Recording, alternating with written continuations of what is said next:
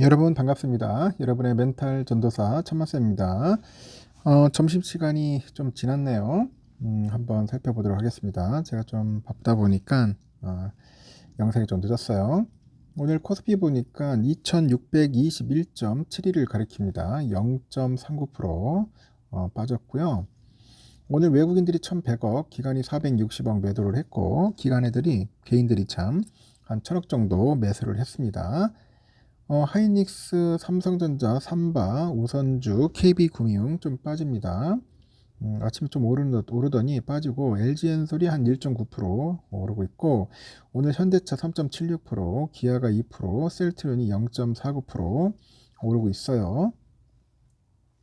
코스닥은 현재 715.23, 0.69 빠지고, 외국인 기관들 매도하고 있고, 개인들이 1100억 정도 매수를 하고 있습니다. 알테오젠, 에코프로, 레인보우 3000당 빠집니다. 레인보우가 한 3.8% 하락을 하네요.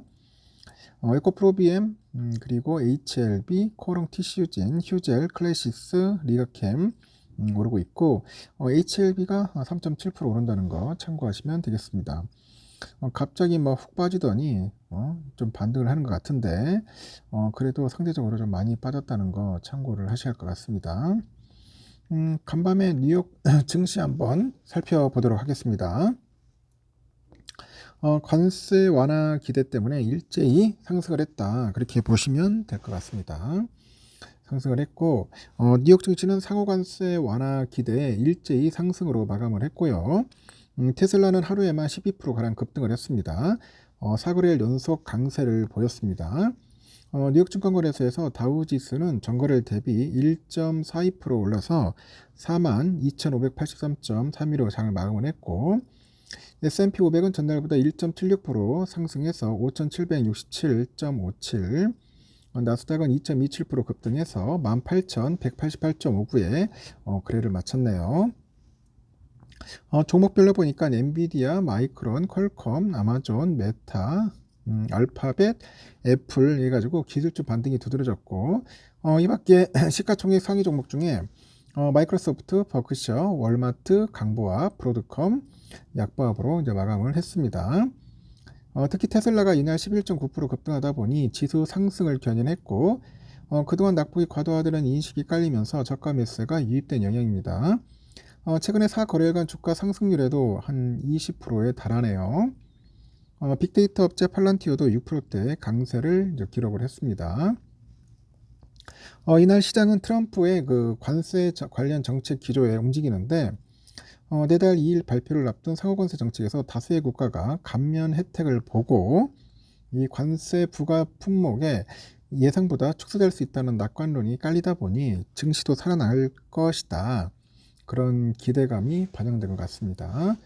우선에 보니까 그동안 강력한 관세 실현 의지를 보이던 트럼프가 하여튼 낙관론의 힘을 보태요. 블룸버그하고 월스트리트 저널에 보니까 트럼프 대통령은 이날 백악관에서 열린 행사에서 많은 국가에 면제를 줄 수 있다, 다양한 제품에 대한 관세가 아주 가까운 미래에 발표될 것이다, 그런 얘기입니다. 이는 뭐 상호적이지만 우리는 그들보다 더 친절할 수 있다고 이제 언급을 하는 거죠. 전문가들도 트럼프의 그 입을 주시합니다. 상호관세에 대한 불안감이 해소되고 있음을 감지했고, 그러다 보니 그 알리안츠의 그 투자 전략가도 상호관세 불안이 다소 줄어들면서 시장 상황이 극적으로 개선되고 있다고 하죠. 행정부가 관세에 관해서 더 표적형의 전술적인 그런 전략을 내놓는다면 이 본격적인 무역 전쟁 위험은 줄어들 것이다, 이렇게 분석을 하는 거죠. 한편으로 국제유가는 소폭 상승을 기록합니다. 런던 IC 선물거래소에서 2025년 6월 북해 브렌트유 보니까 전거래일 대비 1.29% 올라서 72.47달러, 뉴욕 상하거래소에 보니까 인도분 서부 텍사스 원유 같은 기간 1.35% 올라서 69.20달러 거래를 이어가고 있더라, 그렇게 보시면 되겠습니다. 하여튼 관세가 좀 완화된다면은 주식시장한테 상당히 좀 호재가 아닐까 하는 생각도 드는 것 같습니다. 하여튼 잘 됐으면 좋겠어요. 잘 됐으면 좋겠고, 그리고 상법 그 개정안에 대한 이야기들이 좀 있더라고요. 한덕수 대통령 권한대행 국무총리가 직무에 이제 복귀를 하면서 상법 개정안 시행의 속도가 나질 않고 있습니다. 여러 상장세 주주 명부에 이름을 올린 자산운용사는 기업이사의 충실 의무 대상을 회사에서 회사 및 주주로 넓히는 내용의 상법 개정안이 조속히 시행되길 기대하고 있다고 하죠. 그런데 한 권한대행이 거부권을 행사할 경우 또 법 개정이 불발될 수 있다, 그런 이야기를 합니다. 자산운용 업계에서도 한 권한대행이 거부권 행사 가능성이 제기되는 상황이 탐탁지 않다는 반응이죠. 이 상법 개정안을 반대하는 정부 논리에 공감할 수 없다는 것인데, 정부는 그 남소에 따른 기업 부담 확대를 근거로 법안을 비판해 왔습니다. 자산운용업계는 소송은 비용과 시간이 많이 들어서 남발하기 어려운데 이를 근거로 주주의 권익을 향상시킬 수 있는 법 개정안을 정부가 반대하는 것을 이해할 수 없다는 입장이죠. 다만 일반 주주들이 상법 개정안을 전폭적으로 지지하는 만큼 한 대행이 단칼에 상법 개정안을 쳐내기는 쉽지 않을 거다, 그런 시각도 있다고 합니다. 정치권하고 금투업계를 중심으로 한 대행이 상법 개정안에 대해서 거부권을 행사할 가능성이 제기되고 있는데, 한 대행은 전날 헌법재판소에서 탄핵 소추가 기각되다 보니 곧바로 직무에 복귀를 했습니다. 상법 개정안은 이사의 충실 의무 대상을 회사에서 주주로 확대한 내용이 걸자고, 이사가 대주주 일가에만 그 이익이 되는 M&A, 그 분할 등에 동의하는 사례를 막기 위한 법이죠. 일반 투자자들은 코리아 디스카운트를 해결할 열쇠라고 평가를 하는데, 정부는 이사를 상대로 소송이 빗받칠 수 있다, 뭐 그렇게 우려하는 것 같습니다.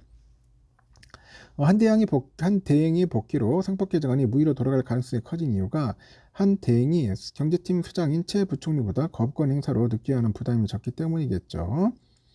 지난 13일 기자들과 만난 자리에서 보니까 상법 개정안을 없애려는 시도는 안 된다면서 다른 사람도 아닌 경제팀에서 다시 원점으로 돌리는 형태의 의사결정을 한다는 것을 저로서는 수용할 수 없다, 뭐 그런 거죠.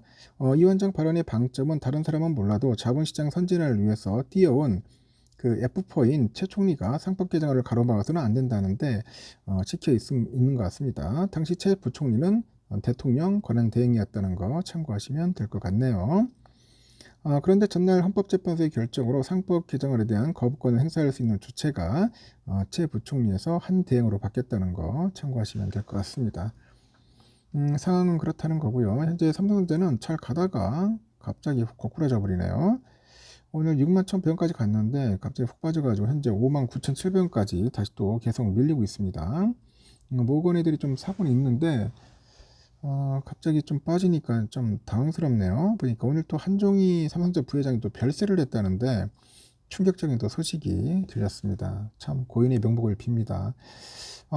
너무 안타깝습니다. 근데 그 사인은 갑작스러운 심정지라고 알려졌는데 갑자기 별세하셔가지고 좀 당혹스럽네요. 우선주도 현재 좀 빠지고 있습니다. 49,350원 정도 지금 갖고 있는데요. 좀씩 약간 밀리는 것 같고요. 현재 시티그룹 UBS는 매수하고 있고 UBS, JP, 모건 애들이 좀 팔고 있습니다. 참고하셨으면 좋겠습니다. 여기까지 하겠습니다.